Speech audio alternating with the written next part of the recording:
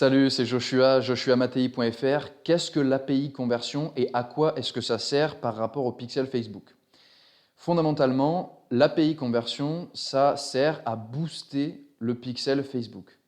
Pourquoi est-ce qu'il faut booster le pixel Facebook? Plusieurs possibilités. Imaginons que la personne qui va sur votre navigateur et que vous souhaiteriez recibler avec vos publicités soit en train d'utiliser un ad blocker, un bloqueur de publicité. Dans ce cas de figure, le pixel installé normalement avec la procédure classique décrite dans une autre vidéo sur cette chaîne ne va pas se déclencher. Le pixel ne va pas détecter cette activité. Ça va donc vous empêcher de mesurer cette activité, d'optimiser vos campagnes en fonction de cette activité et de cibler soit la personne qui est à l'origine de l'activité en question ou bien de cibler des gens qui lui ressemblent pour faire de la publicité avec votre offre. Donc, comment est-ce qu'on fait pour pallier ce problème? On va utiliser l'API conversion. Comment ça fonctionne? C'est qu'au lieu qu'il y ait une communication entre le navigateur de la personne qui est sur votre site web et le serveur de Facebook, au lieu que ce soit comme ça, on va avoir une communication directe entre votre serveur, le serveur de votre site web, et le serveur Facebook. Vu que le navigateur, par exemple Google Chrome, n'est plus un facteur, les problèmes qui peuvent être liés au navigateur n'en sont plus. Donc en l'occurrence, si la personne utilise un ad blocker, mais que vous avez l'API conversion qui est activée, vous avez cette deuxième couche d'acquisition de la donnée qui va vous permettre de mesurer, d'optimiser et de cibler en fonction de l'activité de cette personne.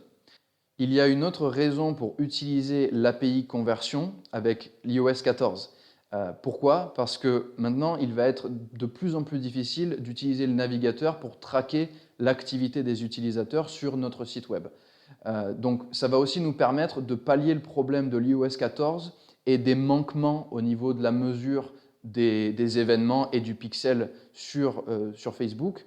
On ne va plus miser sur le pixel, on va miser sur l'API conversion pour traquer, encore une fois, les gens qui utiliseront le système d'exploitation iOS 14 et leur iPhone pour venir sur notre site web. Donc ça va aussi nous permettre de gérer cette situation. Et un dernier point que je vais juste survoler là avant qu'on rentre dans le vif du sujet tout de suite après pour créer notre API conversion et booster notre pixel Facebook.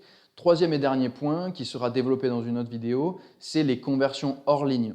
Ça reste un point très intéressant parce que si vous êtes par exemple un concessionnaire automobile et que vous vendez votre véhicule en direct, vous allez pouvoir utiliser la publicité sur Facebook pour générer des leads, que ce soit avec des prospects à formulaire ou bien avec une campagne qui redirige les gens vers une page d'atterrissage créée pour générer un lead, mais l'activité en ligne va s'arrêter au moment où le lead est créé. Après, c'est un conseiller commercial dans la vraie vie qui va appeler cette personne, l'inviter à venir en concession et lui vendre éventuellement un véhicule.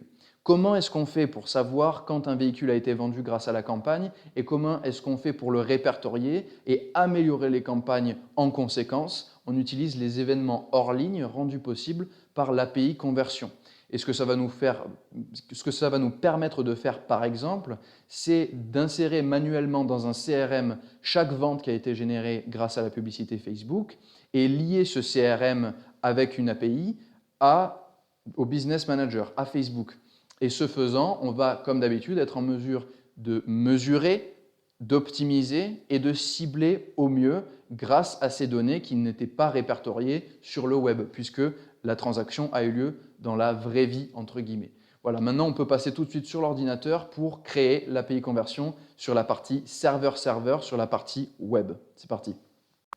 On va pouvoir commencer à créer notre API conversion. Pour ce faire, on va commencer par aller dans notre Business Manager, donc business.facebook.com et dans les paramètres d'entreprise. Le but ici, ça va être de sélectionner donc dans source des données puis pixel, le bon pixel, donc vous ne devriez en avoir qu'un. Vous sélectionnez votre bon pixel et donc celui qui est en vert. Bon, normalement, il n'y en a qu'un. Moi, j'en ai deux parce que voilà, à force d'en créer 14, il est possible qu'il y en ait plusieurs sur mon site. Donc maintenant, on va sélectionner celui-ci et imaginer que j'en ai qu'un, celui-ci. Donc on va ouvrir ça dans un nouvel onglet donc ouvrir le gestionnaire d'événements dans un nouvel onglet qui va s'ouvrir ici. Et je vais vous montrer comment intégrer sur WordPress l'API conversion. Donc du côté de votre site web, il va falloir installer une extension. Je ne sais pas si c'est vrai pour tous les CMS, tous les Content Management Systems. J'imagine que c'est le cas. En tout cas, sur WordPress, voilà comment ça marche d'installer l'API de conversion via une extension. Donc, pour installer l'extension Pixel Your Site, qui est celle ici qui nous intéresse, on va se rendre d'abord dans Extension, puis dans Ajouter. Je vais vous montrer la procédure rapidement. On va cliquer sur Ajouter des extensions et je vais dans la barre de recherche tout simplement taper Pixel Your Site. Voilà. Hop. Et dans la liste, choisir Pixel Your Site, Your Smart Pixel Tag Manager. Donc, vous allez vous cliquer sur Installer. Il y aura écrit Installer maintenant, comme ici par exemple, ou partout ailleurs. Vous allez pouvoir ensuite l'activer une fois que vous aurez terminé. Et ça va faire apparaître cette mention-là dans la barre de navigation à gauche. Donc, une fois que vous cliquez sur ça, vous allez dans Dashboard et vous arrivez sur cette page-là. Je crois, enfin non, en fait c'est sûr, que l'identifiant ici de votre pixel sera vide et il faudra le remplir. Première étape. Donc pour trouver votre identifiant de pixel, vous avez plusieurs solutions. La plus simple, c'est de retourner dans vos paramètres d'entreprise, sous pixel, sélectionner le bon pixel et vous avez ici l'identifiant qu'il vous suffit de copier en cliquant à clic gauche sur la souris. Vous avez une autre option, je vous le dis comme ça, c'est en passant par Facebook Pixel Helper, l'extension Facebook Pixel Helper qu'il faut vraiment que vous ayez sur votre navigateur, Chrome. Et vous pouvez ici choisir le pixel et cliquer pour copier. Donc voilà, peu importe la façon dont vous vous y prenez, vous avez ici plusieurs façons, il y en a probablement d'autres pour trouver. Et vous allez ici coller l'identifiant de votre pixel. Voilà, moi, je l'avais déjà fait. Ici, je vais déjà sauver ces paramètres-ci. Et là, je vois qu'il y a un peu de code qu'il faut que je rentre. Donc ça va être l'étape 2, un peu pour la configuration de Pixel Your Site. Donc ici, je vais me rendre dans le gestionnaire d'événements. Encore une fois, paramètres d'entreprise, pixel, le bon pixel, gestionnaire d'événements. Boum, j'arrive ici. Et ici, je vais faire ajouter des événements.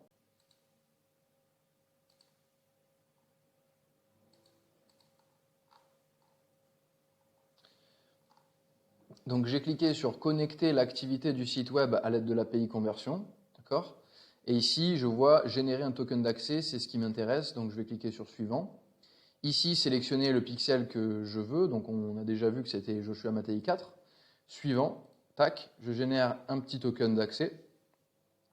Et ce code, je vais le copier et le coller dans cette case ici de mon extension Pixel Your Site. CTRL V.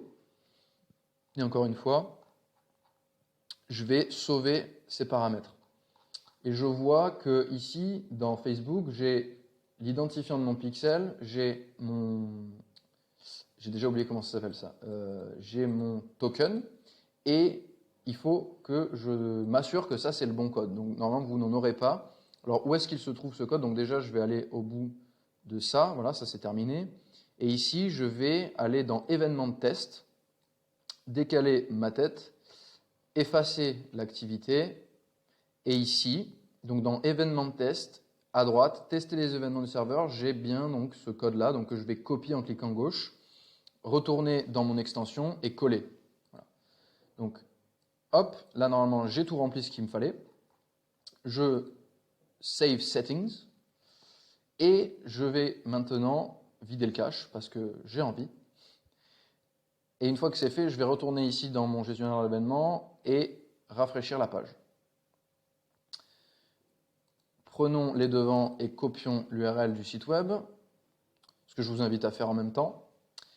Et maintenant qu'on a fait ça, on va aller tester les événements pour voir si ils sont reçus depuis le serveur aussi.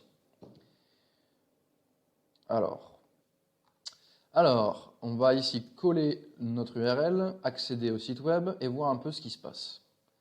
Donc déjà, est-ce qu'ici, on a quelque chose? Bon, on sent que ça fatigue un petit peu côté navigateur, côté internet. Voilà. Donc, pour l'instant, ça me plaît pas beaucoup. Serveur, voilà, ça me plaît. Ça me plaît parce que là, on voit que l'événement PageView a été transmis depuis le navigateur, mon navigateur, à Facebook et est arrivé ici, mais aussi depuis mon serveur. Et ça, c'est une excellente nouvelle. Maintenant, je vais aller interagir un petit peu avec mon site. Donc, je vais cliquer sur Lancez-vous, par exemple, et attendre que ça charge. J'espère que vous n'êtes pas pressé. Vous pouvez cliquer un petit peu pour avancer la vidéo au besoin. Donc, est-ce que ça a fini de charger? Presque, on y est presque, on y est presque. C'est bon. Et maintenant, on voit ici,